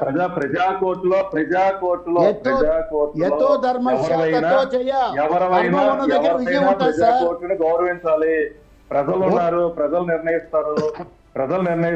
16 నెలలు జైల్లో పెట్టారని చెప్తున్న ఆయన్నే 151 స్థానాలు గెలిపించి అదే ప్రజలు అధికారాన్ని కట్టబెట్టారు. అందుకని ప్రజా కోర్టు అనేది ఉంది. ఈ ప్రజా కోర్టులో ఖచ్చితంగా ఎవరు గెలుస్తారన్నది కూడా భవిష్యత్తులో తెలుస్తుంది. ఒక్క నిమిషం రామారావు గారు, రఘురామ్ గారు ఒక్క నిమిషం అండి. ఒక్క నిమిషం రఘురామ్ గారు, రామారావు గారు ఒక్క నిమిషం. కోతి కొబ్బరికాయ అధికారం దొరికితే ఆ కోతి ఎక్కడ కొట్టుకోవాలో తెలియక ఆలోచించాలి. మీరు పెద్దవారు చెప్పింది వినండి. నేను ఒకటే చెప్తున్నాను, మీరు కానీ తెలుగుదేశం పార్టీ కానీ స్కిల్ డెవలప్మెంట్ సంబంధించి ఏదైతే రిమాండ్ రిపోర్ట్ లో పెట్టారో దాని మీద వాస్తవాలు చెప్పడానికి ప్రయత్నం చేయండి. అది సంబంధం ఉందా లేదా, షెల్ కంపెనీలు ఉన్నాయా లేదా, ఇన్ని కోట్లకు సంబంధించి బదలాయింపు జరిగిందా లేదా, అది ఏ రకంగా ప్రభుత్వం తప్పుడుగా మీ మీద బనాయించిందా అన్నది చెప్పగలిగితే చెప్పండి. కానీ ఎంతసేపు రాజకీయ కక్షతో అరెస్ట్ చేశారు, ఎక్కడ ఒక్కటి చూపించారు అసలు ఈ స్కిల్ కేసులో మేము అసలు చేయలేదని కానీ, మేము ఒప్పందాలు చేసుకోలేదని కానీ, మేము డబ్బులు బదలాయించలేదని కానీ ఏదైనా చెప్పే ప్రయత్నం ఉంటే, వాస్తవాలు ఉంటే, సాక్ష్యాలు ఉంటే చూపించే ప్రయత్నం చేయండి తప్పించి రాజకీయ లబ్ధి కోసం ప్రయత్నం చేయొద్దు. రైట్, ఒక్క నిమిషం రఘురామ్ గారు ఒక్క నిమిషం అండి. అందరూ రామ్మోహన్ గారు ప్లీజ్ ఖచ్చితంగా బయటకు రావాలి. రామ్మోహన్ గారు ఒక్క నిమిషం. రామ్మోహన్ గారు చెప్పండి. అందరూ బయటకు వచ్చి తీరాల్సిందే. శుభన్ గారు రఘురామ్ గారు ఆగండి. బయటకు రావాల్సిందే. శుభన్ గారు, రఘురామ్ గారు ఒక నిమిషం ఆగండి. రామ్మోహన్ గారు ప్రముఖ ఎన్లిస్ట్ ఒక మాట చెప్తారు, చెప్పండి. ఒక మాట అసెంబ్లీ గురించి మాట్లాడదాం. ఇప్పుడు ఈ చర్చ రోజు జరుగుతూనే ఉంది. ఇప్పటిదాకా చంద్రబాబు నాయుడు గారు డైరెక్ట్ పాయింట్కి రండి రామ్మోహన్ గారు. ఆ రాజకీయ మన పోస్ట్ మార్టం జరిగింది, మీడియా పోస్ట్ మార్టం జరిగింది, రేపు కోర్టు పోస్ట్ మార్టం ఉంది. దాన్ని బట్టి రేపు అసెంబ్లీలో సీన్ మారిపోతే నేను అనుకున్నాను. రేపు కాన్స్టిట్యూషన్ మీద హైకోర్టు తీర్పు ఇవ్వనుంది. కనుక రిజర్వ్లో ఉంది కనుక రేపు ఎల్లుండి ఇస్తుంది కనుక దాన్ని బట్టే అసెంబ్లీలో సీన్ మారిపోతుంది. రెండోది పీటీ వార్తల మీద కూడా రేపు తీర్పిచ్చేది రేపు మనకు ఏసీబీ కోర్టు. ఈ రెండు కోర్టు పోస్ట్ మార్టం, కోర్టులో సాంకేతికంగా చూస్తారు, లీగల్ గా చూస్తారు కనుక దీన్ని బట్టి రేపు అసెంబ్లీ పోస్ట్ మార్టం మొత్తం సీన్ రివర్స్ అవుతుందని నేను అనుకుంటున్నాను. రైట్, చాలా కీలకమైనటువంటి మాట చెప్పారు. ఒక నిమిషం హారిక గారు చెప్పండి. ఏదైతే రేపు అసెంబ్లీలో చర్చ జరుగుతుంటారా, రచ్చ జరుగుతారా? చర్చ అయితే జరగదండి. ఏ రోజు కూడా వైసీపీ ప్రభుత్వం ఒక మనిషికి నిరసన తెలియజేసే హక్కు ప్రతి ప్రజానికంలో ప్రతి మనిషికి కూడా హక్కు ఉందండి. నిరసన తెలియజేసే హక్కు ఉంది, అలాగే వాక్ స్వాతంత్రం అనేది ఉంది. ఈ రెండు కూడా గుంజేసుకున్న ప్రభుత్వం ఏదైతే ఉందంటే అది వైసీపీ ప్రభుత్వం మాత్రమే. ప్రజా హక్కు ఏదైనా మేము ఒక నిరసన తెలియజేయాలంటే అరెస్ట్ చేసేస్తే ఇంటి దగ్గర కానిస్టేబుల్ కాపలా పెడతారు, పోలీసు వారిని కాపలా పెడతారు. మేమేమైనా గట్టిగా మాట్లాడితే అరెస్టులు చూపిస్తారు. అలాగైతే ఇప్పుడు రాజశేఖర రెడ్డి గారు ఎన్నో నిరసనలు తెలియజేశారు. ఎప్పుడైనా నిరసన తెలియజేసినప్పుడు అలా అరెస్టులు చేయడం కానీ, తీసుకెళ్లి ఇంటి దగ్గర హౌస్ అరెస్టులు చేయడం కానీ జరిగిందా నేను అడుగుతా ఉన్నాను. అలాగే ఈయన ప్రతిపక్షంలో ఉన్నప్పుడు, జగన్ గారు ప్రతిపక్షంలో ఉన్నప్పుడు ఎన్నో నిరసనలు తెలియజేశారు. ఆయన గొంతు ఏ రోజైనా నొక్కేశారా? నిరసన తెలియజేయకుండా నోరు ఏ రోజైనా నొక్కేశారా అని చెప్పి అడుగుతా ఉన్నాను. అలానే నేను టీడీపీ ప్రభుత్వం నిజాయితీ గల ప్రభుత్వం అని నేను అన్నండి, కానీ నిరసన తెలియజేసే హక్కు ప్రతి మనిషికి ఉంది. ప్రతిపక్షం అంటే నిరసనే తెలియజేస్తుంది, ప్రజా సమస్యల మీద ఉద్యమిస్తారు. ఆ ఉద్యమాన్ని అవగాహన చేసుకొని మేము ఏం తప్పు చేస్తున్నాం, ఎందుకు ఎంత వ్యతిరేకత వస్తుందని తెలుసుకొని ప్రభుత్వం సరిదిద్దుకోవాల్సిన అవసరం ఉంది. కానీ ఇక్కడ అది జరగట్లే. వైసీపీ ప్రభుత్వం ఎంతసేపు కూడా ఒక మనిషి నిరసన తెలియజేస్తున్నారంటే వాళ్ళ ఇంటికి ముందు పోలీసు వారిని పంపించేయడం, హౌస్ అరెస్టులు చేసేయడం, లేదంటే గొంతెత్తి మాట్లాడతారంటే ఏదో విధంగా బయటకు తోసేయడం. రేపు కూడా అదే జరుగుతుంది. నిరసన తెలియజేసే హక్కు అయితే టీడీపీకి ఇవ్వదు. అలాగే ప్రజా సమస్యల మీద జరుగుతుందని నేను అనుకోవట్లేదు. ఎందుకంటే ఏ రోజు ప్రజా సమస్య ఎంతసేపు జగన్ గారు మా గుండెకాయ, జగన్ గారు అంతటి మనిషి లేరు, జగన్ గారు ఇలాగాని పొగడ్తలే తప్ప అసెంబ్లీలో సమయం అంతా కూడా పొగడ్తలకే గడిపేస్తున్నారు తప్ప వాళ్ళ డబ్బు, సొంత డబ్బు మేము చేసేమన్నది కొట్టుకోవడానికే చేస్తున్నారు తప్ప అసెంబ్లీ సజావుగా సాగడం అనేది ఎంత మాత్రం జరగలేదు. ఇంకోటి ఇందాక రఘురామ్ గారు చెప్పారు, ఆయన 16 నెలలు ఉండి వస్తారు ఆర్థిక నేరాలు చేసినట్టు అని. ఖచ్చితంగా ఆర్థిక నేరాలు చేసిన వ్యక్తి కాబట్టే ఈ రోజు కూడా కేసుల విషయంలో తిరుగుతా ఉన్నాడు. ఎలా తప్పించుకోవాలని చెప్పేసి పొల్లు దండాలు పెడతా ఉన్నారు. కానీ మాకు ఒక రాజ్యాంగం మీద, కోర్టుల మీద మాకు పూర్తి నమ్మకం ఉంది. ఈయనకి ఖచ్చితంగా శిక్ష పడుతుంది. ఎవరైతే తప్పు చేశారో, ఆయననే కాదు, ఎవరైతే ఆర్థిక నేరం చేశారో, రాష్ట్ర ప్రజలను మోసం చేశారో, అది ఎప్పటికైనా సరే ఖచ్చితంగా ప్రూవ్ అవుతుంది, లోపలికి వెళ్తారు. కాకపోతే ఈ మధ్యలో ప్రజలు నలిగిపోతున్నారు, ప్రజలు చాలా ఇబ్బందులు పడతా ఉన్నారు, భావితరాలు భవిష్యత్తు పాడైపోతుంది. ఈ రోజు కూడా మనకి ఒక రాజధాని కట్టుకోలేని దుస్థితిలో మనం ఉన్నాం. రాజధాని ఏది అంటే చెప్పుకోలేని దుస్థితిలో మనం ఉన్నాం. రాష్ట్రం అప్పుల పాలైపోయింది. దశగా ఏ రోజైనా సీఎం గారు ఆలోచన చేశారా? ప్రజలు నలిగిపోతున్నాను, ఎంతసేపు నేను ఇన్ని ఉచిత పథకాలు ఇవ్వాలి, నా ఓట్ బ్యాంక్ కాపాడుకోవాలి అనే ఆలోచన తప్ప ఎక్కడి నుంచైనా అప్పు తెచ్చేయాలి, లేదంటే ఏ నిధులైనా మళ్లించేయాలి. ఆ మళ్లించిన నిధులు నేను ప్రజలకు ఉచిత పథకాల రూపంలో ఇచ్చేయాలి అనే ఆలోచన తప్ప ప్రజలకి మంచి చేయాలన్న ఆలోచన లేదు. రేపు అసెంబ్లీలో కూడా ఎవరు ఎంత డబ్బు వేస్తున్నారు, ఇప్పుడు ఎలక్షన్ దగ్గర పడుతుంది. ఈ ఎలక్షన్ లో మనం సీట్ కాపాడుకోవాలంటే జగన్ గారికి ఎంత పులిహార కలపాలి, ఎంత పొగడాలి, ఆ పొగడే స్క్రిప్ట్లు ఎలా రాసుకోవాలి అనే తప్ప ఏ ఎమ్మెల్యే కూడా ప్రజా సమస్యలు ఏంటి అనే స్క్రిప్ట్ రాసుకొని అయితే రారు అసెంబ్లీకి. ఇది పూర్తి మాకు క్లారిటీ ఉందండి. ఓకే హరి గారు ఒక నిమిషం అండి. రఘురామ్ గారు చెప్పండి. ఇప్పుడు హారిక గారు మాట్లాడుతూ ప్రతిపక్షాలు గొంతు నొక్కేయడం, ప్రతిపక్షాలను అణిచివేయడం అనే మాటలు ఏదైతే మాట్లాడుతున్నారో, గతంలో చంద్రబాబు నాయుడు గారికి సంబంధించినటువంటి రాష్ట్ర ప్రతిపక్షాలు చేస్తున్నాయి కానీ ఆందోళనకారులు చేస్తున్నారు. బషీర్బాగ్ ఉదంతం ఏంటి సార్? ఎంతమంది కాల్పుల్లో చనిపోయారు, అంగన్వాడీ వర్కర్లు వాళ్ళ యొక్క నిరసన తెలియజేస్తుంటే వాళ్ళని ఏ రకంగా అనగదొక్కారు, అది కూడా గత చంద్రబాబు నాయుడు గారి ప్రభుత్వంలో జరిగినటువంటి విషయం. తర్వాత ఇక జగన్ గారు తిరుగుతున్నారు. మేడం గారు వినండి, వినండి మేడం గారు, వినండి మేడం గారు, మేడం గారు వినండి, వారు ఏం చేశారో వీరు మేడం గారు వినండి. అలాగండి, అలా అనండి మేడం గారు. అలా అంటే మేడం గారు, అలా అంటే కొంచెం వరకు బాగుంటది మేడం గారు. అలా అంటే కొంచెం రెండోది వారు వచ్చి ఏం చేశారో వీరు వచ్చి అదే చేస్తున్నారు. వీరు వచ్చి వారు అలా అనండి మేడం గారు. ఓకే వినండి మేడం గారు, వినండి వినండి. జగన్ గారు మేడం గారు వినండి, వినండి వినండి మేడం గారు, వినండి వినండి. రఘురామ్ గారు, అంటే మీరు అనేది ఎట్లా ఒప్పుకుంటున్నారంటే నింద మా పైన కాదు పక్కల మీద కూడా అయితే కొంచెం తృప్తి అన్నట్లుంది మీరు మాట్లాడేది. మేడం గారు మీ టైం వచ్చినప్పుడు మాట్లాడుతున్నారు. ఒక నిమిషం హారి గారు, ఒక నిమిషం అండి. వినండి వినండి వినండి వినండి.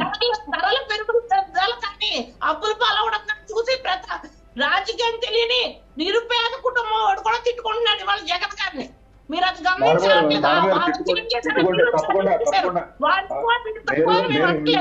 రెండు రకాలుగా మాట్లాడుతున్నారు. ఒకటి పేద ప్రజలకు పంచిపెడుతున్నాడు జగన్ గారు, అప్పులు తీసుకొచ్చి ఇస్తున్నాడు అన్నది ఒకటి మీరే చెప్తున్నారు. రెండోది పేద ప్రజలు తిట్టుకుంటున్నారని మీరే చెప్తున్నారు. ఇది రెండు చూద్దాం. తర్వాత మేడం గారు వినండి, వినండి.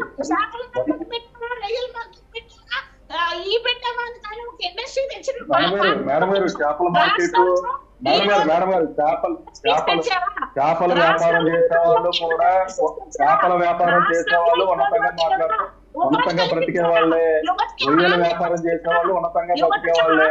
ఎవరిని మనకి ఎంచుకోవాల్సినటువంటి అవసరం లేదు.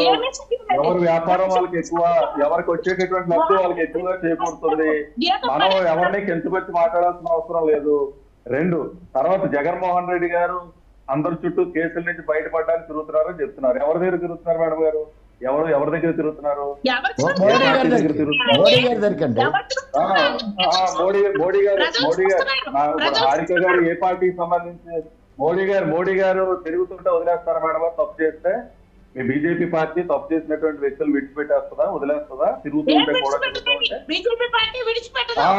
అందుకని న్యాయస్థానం ముందు అందరూ న్యాయస్థానం ముందు అందుకని నిజంగా చట్టం తన బంధం చేసుకెళ్తూ ఉన్నప్పుడు అందుకని మనం అనవసరంగా విమర్శలు చేయడం, అందుకు తిరిగాడు, ఇందుకు తిరిగాడు, అందుకు తిరుగుతున్నాడు, ఇవన్నీ కాదు మేడం గారు.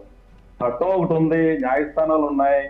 న్యాయస్థానాలు ఎవరు తప్పు చేస్తే వాళ్ళకి ఇప్పుడు చంద్రబాబు నాయుడు గారి మీద అభియోగాలు వచ్చినాయి. చంద్రబాబు నాయుడు గారి మీద అభియోగాలు వచ్చినప్పుడు చంద్రబాబు నాయుడు గారు అభియోగాల నుంచి బయటపడడం కోసం ఏ ప్రయత్నం చేయాలో ప్రయత్నం చేయాలి. న్యాయస్థానానికి సహకరించాలి, చట్టానికి సహకరించాలి. అంతేగాని సరే, ఒక నిమిషం రఘురామ్ గారు ఒక నిమిషం, హారిక గారు ఒక నిమిషం ఉండండి. రఘురామ్ గారు అండ్ హారిక గారు ఒక నిమిషం ఉండండి. ప్రజలకు చెప్పాలి, వాస్తవాలు అసెంబ్లీలో చెప్పగలగాలి. అంతేగాని ఎంతసేపు మనం నిరసనలు చేసాం. ఒక నిమిషం ఉండండి హారిక గారు, రఘురామ్ గారు ఒక నిమిషం ఉండండి. ఖచ్చితంగా కోర్టులో ఆయన యొక్క వాదన వినిపించవచ్చు. సుమారు రోజుకి ₹1,50,000 ఖర్చు పెట్టి లాయర్ని తీసుకొచ్చి ఆయన వాదించుకుంటున్నారు.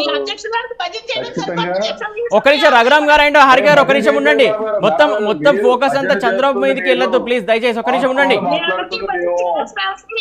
వాస్తవాలు మాట్లాడుతున్నాము. తప్పు చేయకపోతే న్యాయస్థానానికి సహకరించాలి. రఘురామ్ గారు ఒక మాట స్ట్రేట్ క్వశ్చన్. రఘురామ్ గారు ఒక నిమిషం రఘురామ్ గారు, ఏదైతే టీడీపీకి సంబంధించినటువంటి సభ్యులు ఒకవేళ రేపు వస్తే అసెంబ్లీలోకి రానిస్తారా లేకుంటే ఏం చేస్తారా? అంటే చాలా మందికి అనుమానాలు ఉన్నాయి. ఏదైతే ఖచ్చితంగా అక్కడికి రానియేమో అడ్డుకుంటారని చెప్పి హౌస్ అరెస్ట్ చేస్తారని చెప్పి ఇందాక హారిక గారు ఆరోపిస్తున్నారు. సార్ అసెంబ్లీలోకి రానివ్వకపోవడానికి ఇది తప్పు సార్. అసెంబ్లీలోకి ఎందుకు రానివ్వరు? ఖచ్చితంగా వాళ్ళు ఏదైనా వ్యతిరేకంగా పనిచేసి వాళ్ళ పరిస్థితులుగా అనుకూలంగా కాకుండా ఇష్టం వచ్చినట్టు కనుక ప్రవర్తిస్తే ఖచ్చితంగా పోలీసులు చర్యలు తీసుకుంటారు తప్పించి ఎన్నికైనటువంటి శాసనసభ్యులు అసెంబ్లీలోకి ఎందుకు రానివ్వరు? ఇవన్నీ కూడా కావాలని వాళ్ళు చేస్తున్నటువంటిది. నిరసన చేయడానికి కూడా పద్ధతులు ఉన్నాయి. ఖచ్చితంగా ఏదైనా ఇబ్బంది వస్తే శాంతియుతంగా ప్రజాస్వామ్యబద్ధంగా నిరసనలు తెలియజేయచ్చు. అందరూ ఏ పొలిటికల్ పార్టీ అయినా చేయాల్సినటువంటి పని. కానీ పరిస్థితుల్ని అదుపు తప్పించేలా ప్రవర్తించి అతిగా ప్రవర్తిస్తే ఖచ్చితంగా పోలీస్ వ్యవస్థ ఉంది, ఖచ్చితంగా వాళ్ళు చర్యలు తీసుకుంటారు తప్పించి వైసీపీ ఎందుకు ప్రజాస్వామ్యతంగా చేసిన మీ పని కూడా మీరు పోలీసు వ్యవస్థ మీ చెప్పుల్లో ఉపయోగపడుతుంది సార్. అతిక్రమించారని చెప్తారు. పోలీసు వ్యవస్థ మీ చెప్పు కింద ఉంది, మీ చెప్పు కింద ఉంది. ఉందని మనం అండం కాదు సార్. రైట్, ఒక్క నిమిషం రామారావు గారు ప్లీజ్ అన్పార్లమెంట్ వర్డ్స్ వద్దు దయచేసి. రామారావు గారు ఏ వ్యవస్థను కూడా కించపరిచే ధోరణి వద్దు దయచేసి. పోలీస్ అంతేగాని వ్యవస్థకి పోలీస్ కాంట్రాక్ట్ వ్యవస్థ చేసి ఇవన్నీ తప్పు. ఎప్పుడు చేస్తారు? పోలీస్ వ్యవస్థకి వ్యవస్థలను మేనేజ్ చేయాలి. చంద్రబాబు నాయుడు ఈ రోజున వ్యవస్థల్ని స్వేచ్ఛగా లేనటువంటి వాళ్ళు ఎవరు అంటే స్వేచ్ఛగా లేనటువంటి వాళ్ళు ఎవరు అంటే ఒకటి ప్రజలు, రెండు పోలీసులు. పోలీసులు మీ ప్రభుత్వం ఉన్నంత వరకు వాళ్ళు డ్యూటీ వాళ్ళు చేయలేరు. చంద్రబాబుని లేపాలా, చంద్రబాబు మనుషులు లేపాలా? కాదు, చంద్రబాబు నాయుడు గారికి వచ్చిన జన సైనికులు ఎక్కడ తిరుగుతున్నారు? చంద్రబాబు నాయుడు పవన్ గారికి కళ్యాణ్ గారు వచ్చిన ఈ రోజు ప్రజలందరికీ చూపించే ప్రయత్నం వినండి, చేస్తున్నారు. పవన్ కళ్యాణ్ గారు సామాన్య పవన్ ప్రజలకు కళ్యాణ్ గారు వచ్చే బయలుదేరి వస్తుంటే ఆయన ఫ్లైట్ ఎక్కడ ఆపేయాలి, ఆయన ఎక్కడ ఆంధ్రాలో ఎక్కడ ఎంటర్ అవ్వకూడదు అని ప్రజా ఆగ్రహానికి పోలీసులు కూడా ఈ రోజు గురయ్యే పరిస్థితి వచ్చింది. అది కేవలం మీరు చేసినటువంటి విధానం, మీరు తీసుకునే తప్పు నిర్ణయాల వల్ల ప్రజలు ఇబ్బంది పడుతున్నారు, పోలీసులు ఇబ్బంది పడుతున్నారు. పవన్ కళ్యాణ్ గారు కోర్టుకొచ్చి పనే ఉంది. మరి వాళ్ళు ఏం బాధపడుతున్నారు? ఆనందంగా పనిచేస్తున్నారు. కోర్టుకి ఎందుకు వస్తారు సార్? మా పార్టీ ఆఫీస్కి వస్తాడు, పార్టీ ఆఫీస్కి వస్తాడు. చంద్రబాబు నాయుడు గారి మీద ఏదైతే జరగకూడదు అనుకున్నారో అదే జరిగింది. మీ ప్రభుత్వాన్ని ఈడ్చి ఒక్క నిమిషం రఘురామ్ గారు, ఒక్క నిమిషం ఆగండి. మీ ప్రభుత్వాన్ని ఖచ్చితంగా రామారావు గారు, పార్టీ రామారావు గారు. కలిపి ఈ ప్రభుత్వాన్ని ఈడ్చి బంగాళాఖాతంలో కలపడం జరుగుతుంది. తెలుసుకోండి. కోర్టులో విచారణ జరుగుతున్నటువంటి కేసు మీద ఎందుకని పవన్ కళ్యాణ్ గారు రోడ్డు మీదకి వచ్చి విచారణ చేయాలి? ఆయన పార్టీ కార్యక్రమం పెట్టుకోవడం కూడా రాదండి. ప్రయత్నం చేయాలి. ఆయన పార్టీ అరే, మా పార్టీ కార్యక్రమం పెట్టుకుంటే ఇక్కడ ప్రైవేట్ స్థలాల్లో పెట్టండి, పబ్లిక్ స్థలాల్లో పెట్టండి, నిరసన తెలియజేద్దాం. సందర్భం ప్రభుత్వానికి తగునా సృష్టించేటటువంటి విధంగా అలా కాదండి. విధానం కాదు. నిరసన తెలియజేయడం అనేది ప్రతిపక్షం హక్కు అండి, ప్రతిపక్షం హక్కు. ఆ హక్కును కూడా కాలు రాస్తున్నారు మీరు. ఖచ్చితంగా ఎవరైనా ప్రతిపక్ష హక్కుని కాల రాయకూడదు. నిరసన చేయడానికి కూడా పద్ధతులు ఉన్నాయి. ఒక్క నిమిషం రఘురామ్ గారు, ఒక్క నిమిషం ఉండండి. రఘురామ్ గారు ఒక్క నిమిషం ఆగండి. హారిక గారు ఒక్క నిమిషం ఆగండి. శుభన్ గారు ఒక మాట.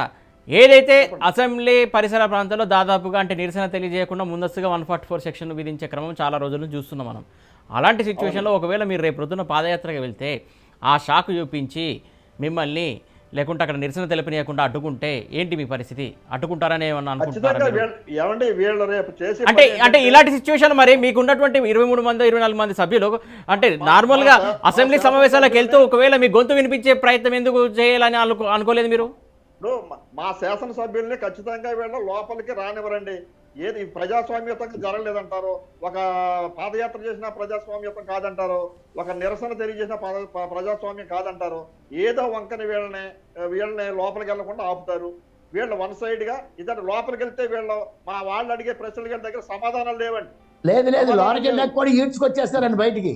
లోనికి వెళ్ళినా అక్కడ ఉన్నటువంటి వాళ్ళతో పోలీసుతో మళ్ళీ ఈడ్చుకొస్తారు. చంద్రబాబు నాయుడు గారు అరెస్ట్ విషయంలో మా వాళ్ళు అడిగే ప్రశ్నకి వీళ్ళ దగ్గర సమాధానం లేదు కాబట్టి వీళ్ళు ఖచ్చితంగా లోపలికి వెళ్ళకుండానే అక్కడ 144 సెక్షన్ పెట్టి మీరంతా అతిక్రమించారు కాబట్టి మిమ్మల్ని అందరూ అరెస్ట్ చేస్తూనే ఉంటారు.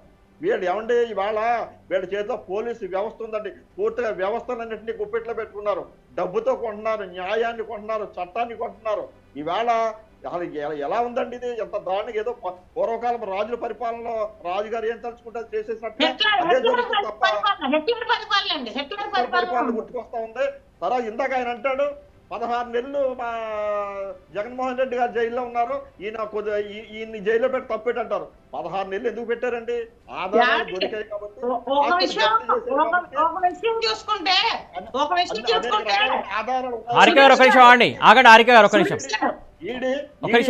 జప్తు చేసి అప్పుడు వాళ్ళకి ఈ ట్రాన్సాక్షన్ చూసి అక్రమాస్తులు పెట్టుకున్నారని తెలిసి అనేక సంస్థలను పెట్టారని చెప్పి వీటన్నిటిని తీసుకుని పరిగణలో తీసుకుని అరెస్ట్ చేసి లోపలేసింది. ఇవాళ చంద్రబాబు నాయుడు గారు ఏం పట్టుకున్నారని మీరు? 1 రూపాయి పట్టుకున్నారా?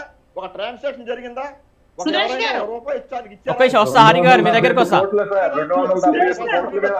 శ్రీనివాస్ గారు హరి గారు ఒక నిమిషం వస్తా మీ దగ్గరికి, ఒక నిమిషం ఉండండి.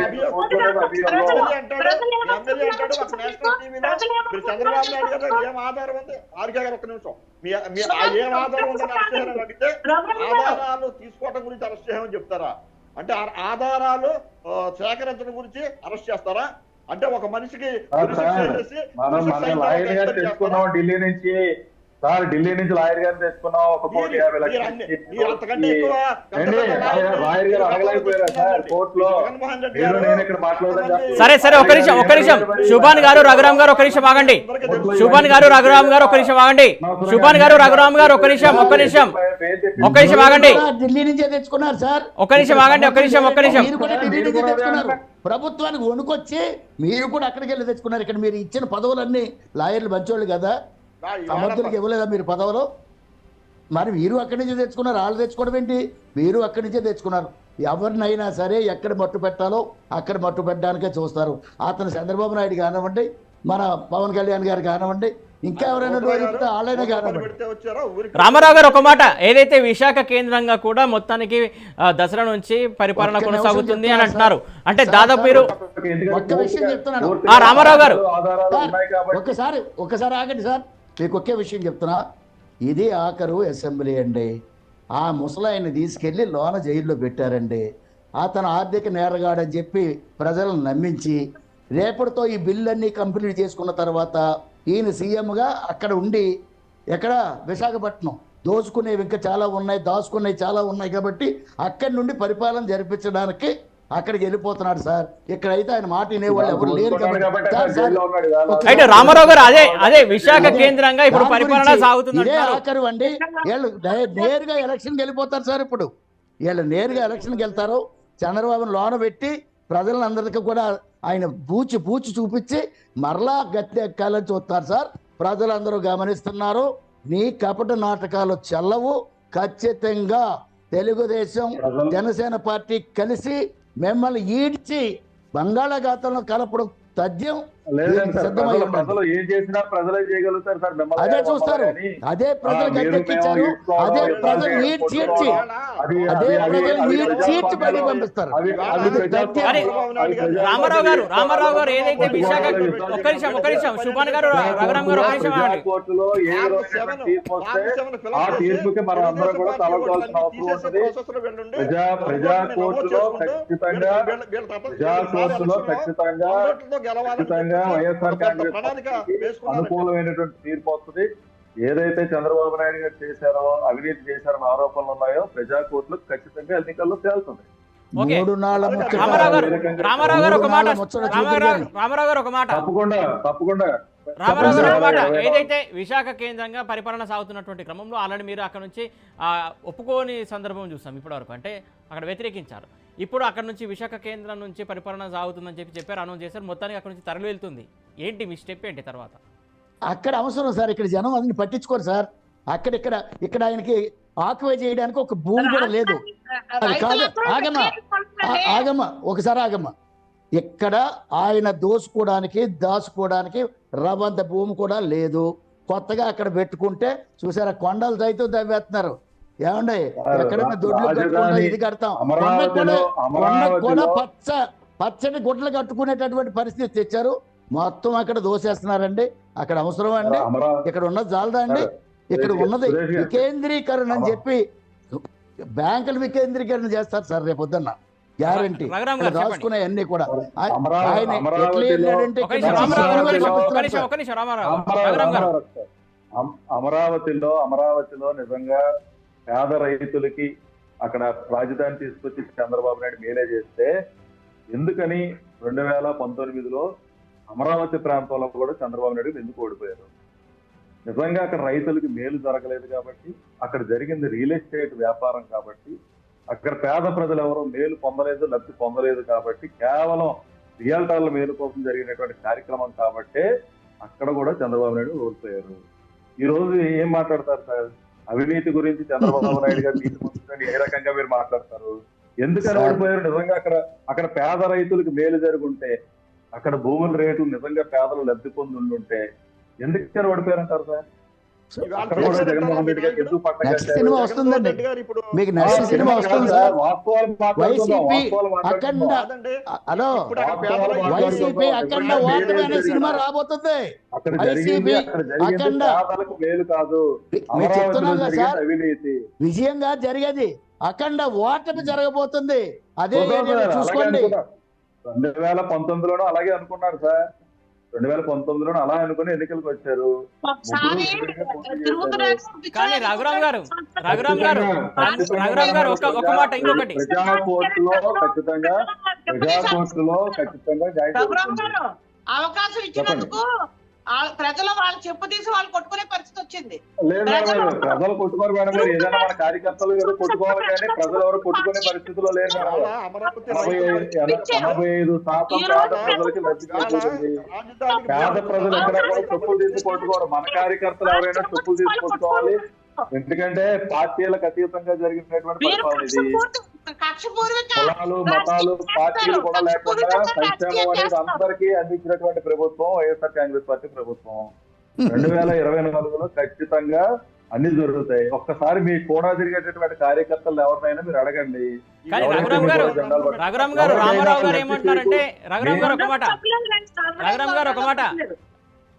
ఒక మాట రామారావు గారు ఏమంటున్నారంటే ఇప్పుడు జరగబోయే అసెంబ్లీ సెషన్స్ లాస్ట్ ఇక 2024 దాకా ఆగరు, 2023లోనే వైజాగ్ వెళ్ళినాక ఎలక్షన్స్ కు పోతారని చెప్పేసి చెప్తున్నారు. ఎవరు సార్? ఒక్క ఆంధ్ర రాష్ట్రం ఒకటే పోతుంటారా? మొత్తం సెంట్రల్ స్టేట్ వెళ్ళిపోతాయి సార్? మీరే వెళ్తారని ఆయన స్వయంగా చెప్తున్నారు. మీరే ఇదే last session Andhra Pradesh assembly sessions అంటారు. మీ కూడా వాళ్ళు తెచ్చుకుంటారేమో తప్ప ఆంధ్రప్రదేశ్ ఒక్కటి కూడా ముందస్తుకు వెళ్ళేటటువంటి ప్రయత్నం. తర్వాత జీతాలు ఇవ్వడానికి డబ్బులు లేవు సార్ మీ దగ్గర.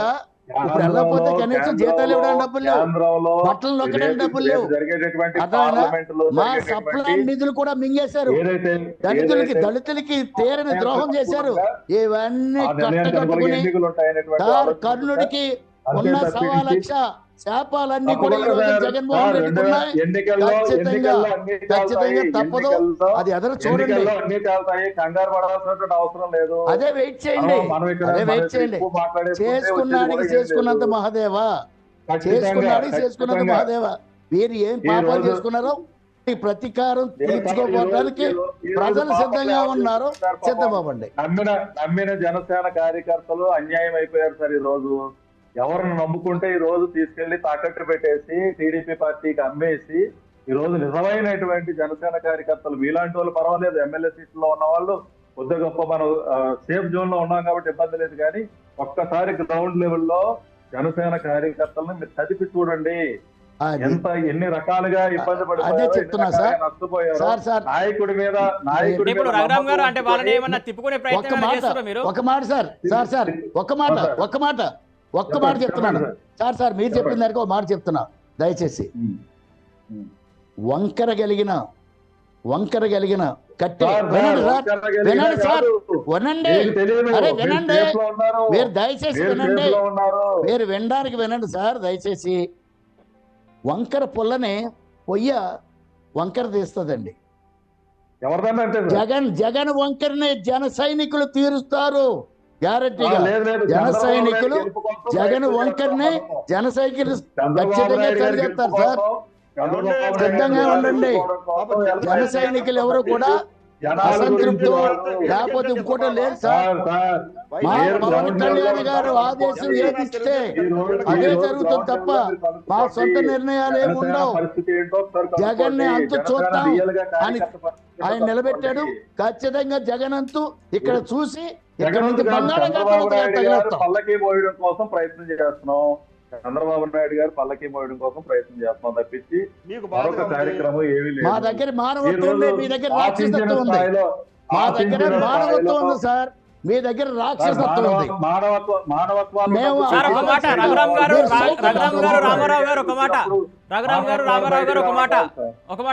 రామారావు గారు ఒకరేమో ఒకరు పల్లకి మోస్తున్నట్టు, ఒకరేమో భజన చేసుకుంటారంటారు. ప్రజల గురించి మాట్లాడేది ఎవరు, ప్రజా సేవ చేసేది ఎవరండి? మరి ఇంకా ఒకరిపైన ఒకరు రాజకీయ ప్రచారం చేస్తున్న వాళ్ళ మీద ప్రజలకు మేలు చేస్తున్న ప్రభుత్వం.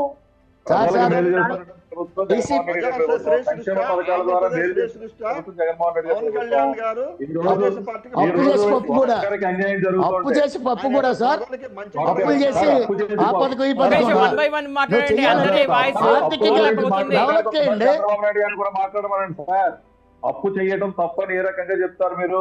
చంద్రబాబు నాయుడు గారి ప్రభుత్వంలో అప్పు అరే, చేయలేదా? అసలు గత ప్రభుత్వంలో నిలువు అప్పు నీడ జరగలేదా? లేకుండా అసలు నిలువు ఎప్పుడు నీడ అప్పులు లేకుండా వచ్చాం సార్ మనం జరిగినాయి? ఇక్కడికి. నిలువు నీడ లేకుండా వచ్చాం ఇక్కడికి. అలాంటిది అర్థమైందా? అప్పుడైన అప్పు 10 లక్షల కోట్లు 10 లక్షల కోట్లు దోచుకున్నారు సార్. మీ గొప్పతనానికి 10 లక్షల కోట్లు. కానీ ప్రజలు గమనిస్తున్నారు, ప్రజలు గమనిస్తున్నారు, ప్రజలు ఖచ్చితంగా గమనిస్తున్నారు. 2024లో ఈడ్చి ఓటనే హక్కుతో ఈడ్చి వారికి లబ్ధి చేకూర్చడం కోసం చేకూర్చడం కోసం ఉమ్మడి రాజధానిగా బంగాళాఖాతంలో వేస్తారు సార్. అమరావతిలో ఉన్నటువంటి వ్యాపారాల కోసం వచ్చేసారు సార్ ఆయన. ఎవరితో మాట్లాడతారు? ఉమ్మడి రాజధానిగా హైదరాబాద్ 10 సంవత్సరాలు ఉన్నది రాజధానిని అమరావతిలో వ్యాపారం చేసుకోవడం కోసం వాళ్ళు రైట్. ఒక్క నిమిషం రఘురామ్ గారు ఒక్క నిమిషం. రఘురామ్ గారు ఒక్క నిమిషం. ఓకే, అయితే చంద్రబాబు నాయుడు గారు ఏదైతే ఆయన స్వలాభం కోసం వచ్చారని చెప్తున్నారు, మరి ఇప్పుడు వైజాగ్ కి ఎవరి స్వలాభం కోసం వెళ్తున్నట్టు హారిక గారు? జగన్ గారు హారిక గారు జగన్ గారు స్వలాభం. మూడు రాజధానులు. ఒక్క నిమిషం రఘురామ్ గారు, ఒక్క నిమిషం మీరు ఉండండి. ఒక్క నిమిషం మీ దగ్గరకు వస్తాను నేను. మళ్ళీ మీ దగ్గరకు వస్తా. రఘురామ్ గారు, రామారావు గారు మీ దగ్గరకు వస్తా. హారిక గారు చెప్పండి. ఏమండి, నేను అనేది ఒకటే, ఇది కేవలం జగన్ గారు ఆయన స్వలాభం కోసం వైజాగ్ వెళ్తానంటున్నారు. కోట ధిక్కారణ చేసి మరి కోర్టు ఇచ్చే తీర్పుని ధిక్కారణ చేసి మరి ఆయన ఎప్పటికప్పుడు కోర్టు తీర్పు ఒకలా వస్తే నేను వైజాగ్ కేంద్ర పరిపాలనా కేంద్రం చేస్తానని ఎప్పటికప్పుడు స్టేట్మెంట్లు ఇస్తూనే ఉన్నారు, కోర్టుని ధిక్కరిస్తూనే ఉన్నారు. అలాగే ఈ రోజున ప్రజలెవరూ కూడా రాజధాని వైజాగ్ అంటే ఒప్పుకునే పరిస్థితులు కేవలం వైజాగ్ వాళ్ళే ఒప్పుకోవట్లేదు. వైజాగ్ వాళ్ళే మాకు వద్దు రాజధాని అని చెప్పి అనే పరిస్థితి ఉంది. ఇప్పుడు అమరావతి రైతులు ఎవరైతే ఉన్నారో ఆ రైతులు అక్కడ ఎవరు కూడా ఈయన వ్యతిరేకిస్తారు, ఓడిపోతాము, అక్కడ ఉంటే ఏమి దోచుకోవడానికి ఏమీ లేదు అని చెప్పి ఇప్పుడు వైజాగ్ బాగుంది, నిధులు బాగున్నాయి, వైజాగ్ లో అన్ని బాగున్నాయి, సౌకర్యాలు ఇక్కడ దోచుకోవడానికి అన్ని ఉన్నాయని చెప్పి ఆయన అక్కడ పరిపాలించడానికి వెళ్తున్నారు. కానీ ఆయన అనుకున్నది ఏది జరగనివ్వరు. ప్రజలు విసికెత్తిపోయి ఉన్నారండి. ప్రజలు ఈయనకి ఎప్పుడు సమాధానం చెప్తా ఓటనే హక్కుని ఉపయోగించుకొని ఈయనకి ఎప్పుడు సమాధానం చెప్దాము, ఈయన తరిమి ఎప్పుడు కొడదామని చెప్పి ప్రజలు ఎదురు చూస్తా ఉన్నారు. ఖచ్చితంగా ఇందాక టీవీ రామారావు గారు అన్నట్టుగా ఇది ఆఖరి అసెంబ్లీ సెషన్స్ అవ్వచ్చు.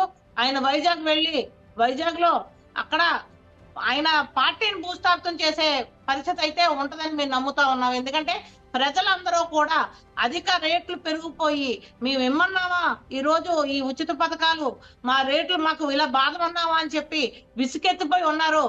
9 సంవత్సరాలు ప్రజల్లో తిరిగాడు, ఏదైనా మార్పు చేస్తాడేమో, ఇంకేమైనా పరిపాలన బాగా ఇస్తాడేమో, ఇంకా మంచిగా మాకు ఏమైనా చేస్తాడేమో అని చెప్పి అవకాశం అయితే ఇచ్చారు.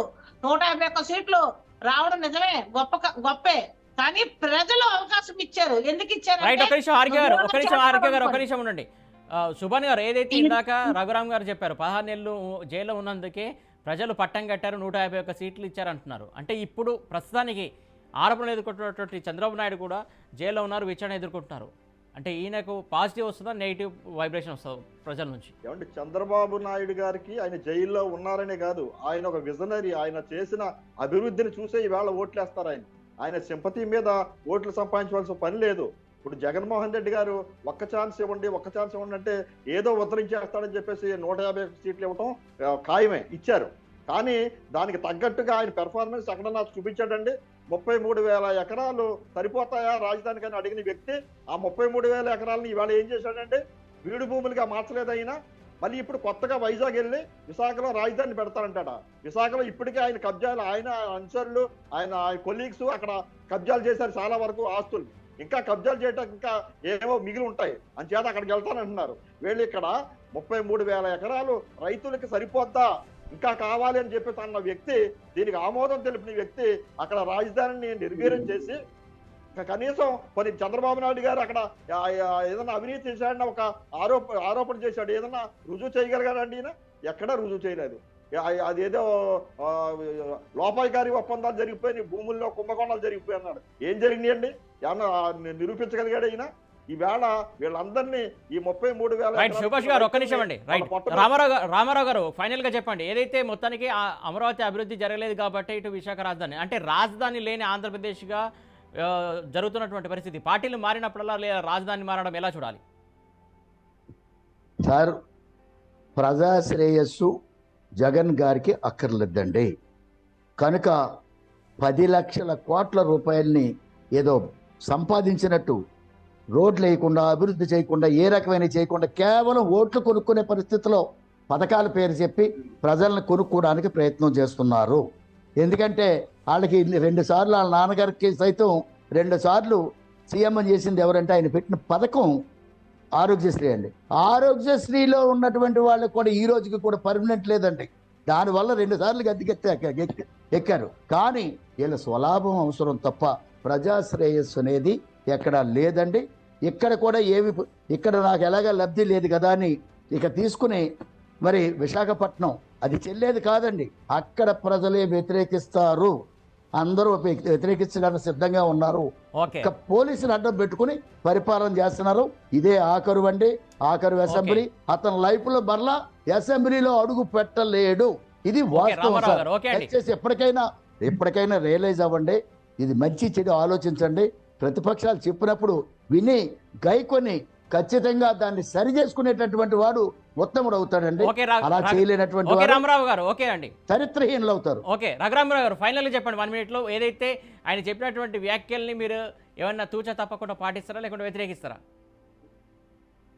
సార్ పరిపాలన ఇప్పుడు రాజధాని తరలి వెళ్ళిపోతుందన్నమాట పెద్ద అవాస్తవం సార్. 3 రాజధానులను మనం ముందు నుంచి చెప్తున్నాం. ఇప్పుడు ఎంతసేపు అమరావతిని వదిలేశారు, వైజాగ్ వెళ్ళిపోతున్నారని మాట్లాడే మాటలే అవాస్తవం. ఇది క్లియర్ గా చెప్పాం. శాసన రాజధాని అని, పరిపాలనా రాజధాని అని, న్యాయ రాజధాని అని 3 రకాలుగా రాజధాని మనం చెప్పాం. అమరావతి ప్రాంతాన్ని రాజధానిగా తొలగించామని మనం చెప్పట్లేదు. మనం గతంలో చేసినటువంటి తప్పిదం ఏదైతే ఉందో, ఉమ్మడి రాష్ట్రంగా ఉన్నప్పుడు హైదరాబాద్ ప్రాంతాన్ని మాత్రమే అభివృద్ధి పరుచుకున్నాం. మిగిలిన ప్రాంతాలు మనం అభివృద్ధి పరచుకోకపోతే ఏ రకంగా నష్టపోయి ఉన్న దాని మీద రాష్ట్ర అభివృద్ధి అనేది అన్ని ప్రాంతాలు సమానంగా అభివృద్ధి జరగాలనేటువంటి ఒక కాన్సెప్ట్ అది కేవలం పరిపాలనా రాజధాని మాత్రమే. ఓకే అండి రఘురామ్ గారు, ఓకే అండి, థ్యాంక్ యూ సో మచ్. అలాగే శుభాన్ గారు థ్యాంక్ యూ సో మచ్ అండి, సమయం మించిపోయిందండి. Thank you so much. అలాగే రామారావు గారు, అలాగే హారిక గారు థ్యాంక్ యూ సో మచ్ అండి డిబేట్లో పాల్పంచుకున్నందుకు. అలాగే రామ్మోహన్ గారు కూడా థ్యాంక్ యూ సో మచ్ అండి. మొత్తం చూస్తున్నాం కదా ఆంధ్రప్రదేశ్లో జరుగుతున్నటువంటి అసెంబ్లీ సెషన్స్ ఏ విధంగా జరుగుతాయి, చర్చ జరుగుతుందా, సమస్యలపై చర్చ జరుగుతుందా, లేకుంటే నిరసన జ్వాల రగులుతుందా అనేది కూడా అందరిలో ఆశ్చర్యం వ్యక్తం చేస్తున్నటువంటి పరిస్థితి. మొత్తానికి సభావాదన సజావుగా జరిగి ప్రజా సమస్యలపై చర్చ జరగాలని చెప్పేసి మనం కూడా ఆశిద్దాం. ఇది prime debate. Keep watching Raj news.